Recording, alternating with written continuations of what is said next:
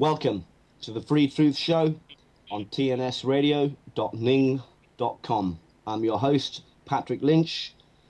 We are going to devastate as best we can the New World Order this evening, and I have a very special guest with me exposing these criminals. We have on the line Mr. Bob Chapman of the International Forecaster. Mr. Chapman, are you there? I am fine, and thank you for having me back again. Welcome back, Mr. Chapman. It's a great pleasure to have you back again. In fact, I did make a YouTube playlist, and it's the most hits we've ever had. Really? Absolutely. Well, that's good to hear. It's nice for people to learn the truth about it. Absolutely. Mr. Chapman is an international renowned financier and former gold and silver dealer, and he advises people from the International Forecaster website and is a frequent guest on many major radio shows, and across the internet you'll find him. He's a vital tool in the fight against the Illuminati financial system.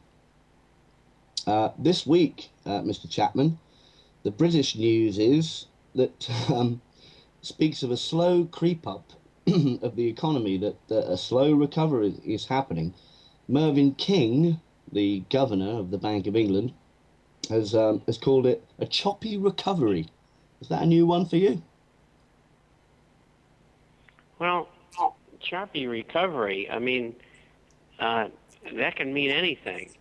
And unfortunately, I don't believe a thing that Mr. King has to say.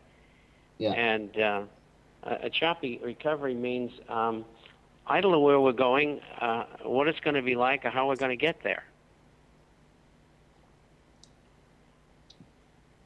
Well, we've come to understand that most of the rhetoric that comes out of these people's mouths is misdirection, a complete lie, or a fabrication, just to keep the theatre going.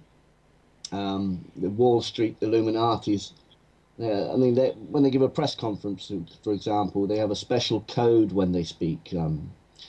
We have just had recently on last week Michael Tsarian, and he warns people to look out for the hand signals and what they wear, the set, the props, all theatre. Is there anything specific that you watch out for when you see these press conferences? That's something I haven't been looking at, and so I really can't comment on it. Although the thing that I did see that caught my eye was when the man who calls himself the President of the United States was making a speech. Usually they'll have American flags behind him, and they had it looked like a gold matte hanging, which is very common in the Middle East. And so maybe he thinks he's the president of some Muslim republic somewhere. But other than that, I really haven't noticed anything because I haven't looked for it. But now that you mention it, in the future, I will look for it. Well, we know they have the fasci in the Congress there, the two exact same symbols that Hitler had during his presentations. And so we know they're into their codes and giving little messages out and things.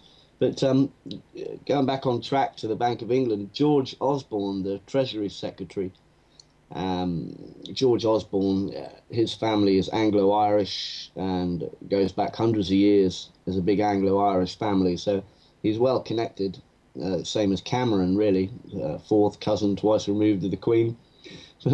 But George Osborne has recently handed over pretty much full power to the Bank of England. What do you think that signifies? I think it signifies that the Bank of England is probably first or second in command. Depends upon what kind of decisions are being made. Yeah.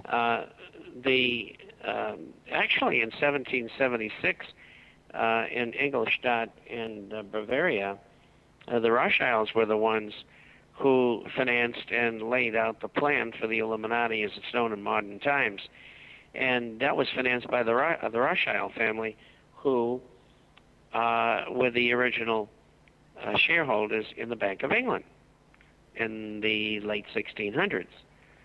So I think things being handed over to the Bank of England and probably others behind the scenes that you don't know and probably will never hear about.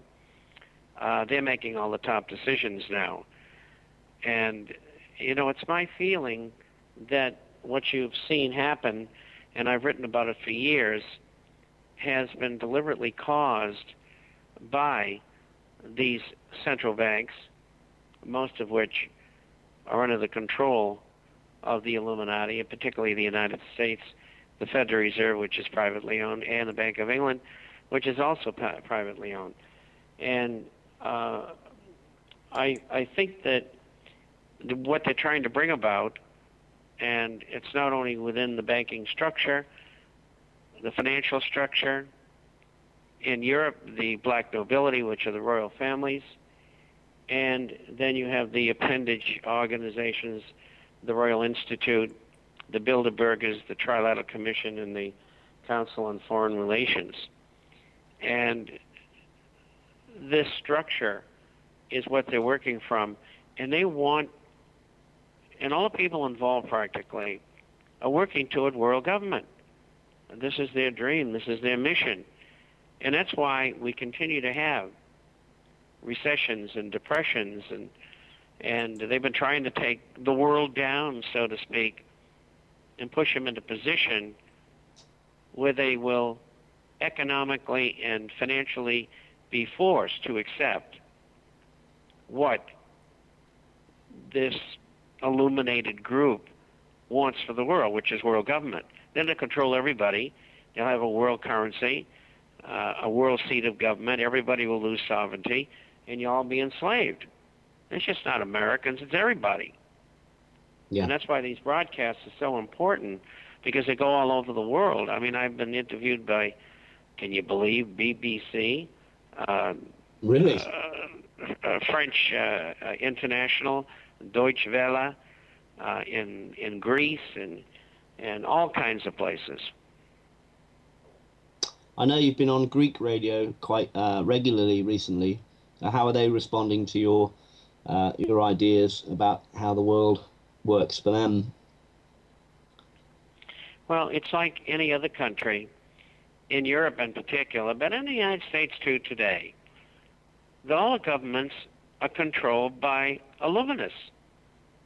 So when I went on Greek radio and television, as well as being on the front page of their largest newspaper, I explained the best thing for you to do, and they did not do this, but because Papandreou is a Bilderberger, and he's an illuminist, so you're not going to expect anything else. So what he's going to do is sell off as many assets that the Greek government owns to glean money, and that includes all the Greek islands, incidentally, and they'll sell them off at 20 cents on the dollar. And they'll take this money to pay bankers back who lent Greece money in the form of bonds when they knew they were broke, but they did it anyway, and they made the money up out of thin air. Yeah. And so I said to the Greeks, don't pay the bankers, go bankrupt. And dump the euro. Get out of the euro. Yeah. Get out of the situation in debt, and reinstitute the drachma, and it'll be a very low rate, so you'll be able to compete easily. Yeah. And you're going to have to cut expenses by 30% in government. And that way you'll probably only have a depression for 4 or 5 years. Yeah. And the other way, you're going to be in bondage for the next 30 to 50 years to these international bankers. And hopefully the Greeks will make the changes which are necessary, I hope that they can, to free themselves from this banker bondage. And they ought to also take an introspective look at themselves in the socialized society they have and change it. Because you never get something for nothing.